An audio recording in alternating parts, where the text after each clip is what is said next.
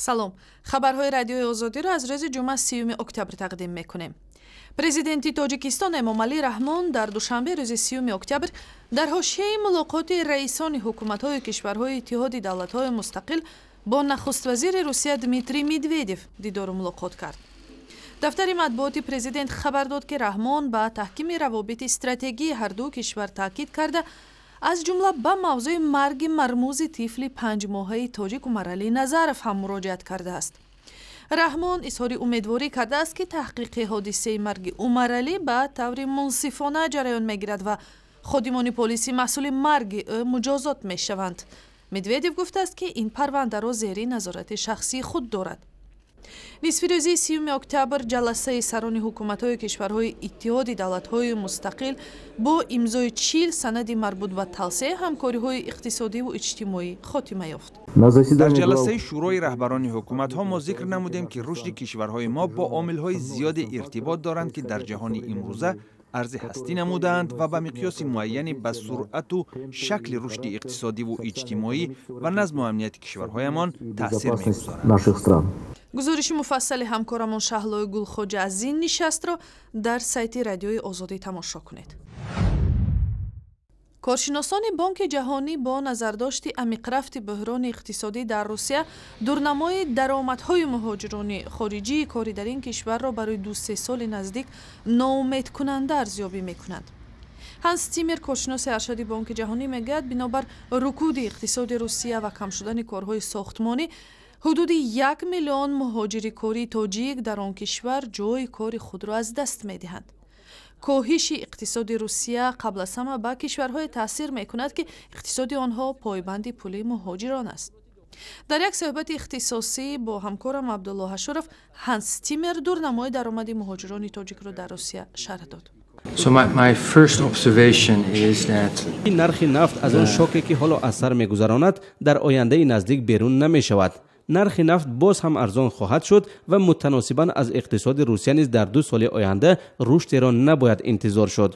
هانس تیمر کارشناس ارشد بانک جهانی به سوالهای رادیوی آزادی پاسخ داد.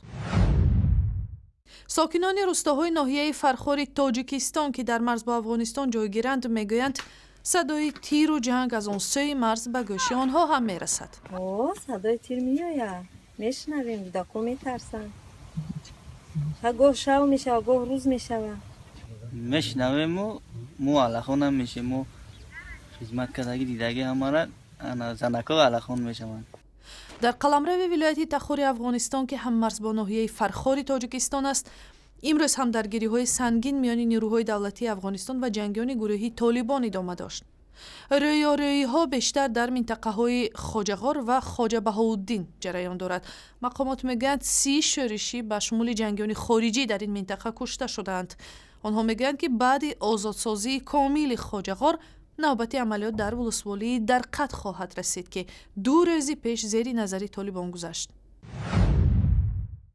دانشمندان و محققان علوم طب در تاجیکستان همراه با متخصصان بلاروس، گرجستان و قرقیزستان در ساحه سرطان شناسی روز 30 اکتبر در دوشنبه نظام کمک پالیاتیوی و یا تسکینی را در یک همایش بررسی کردند.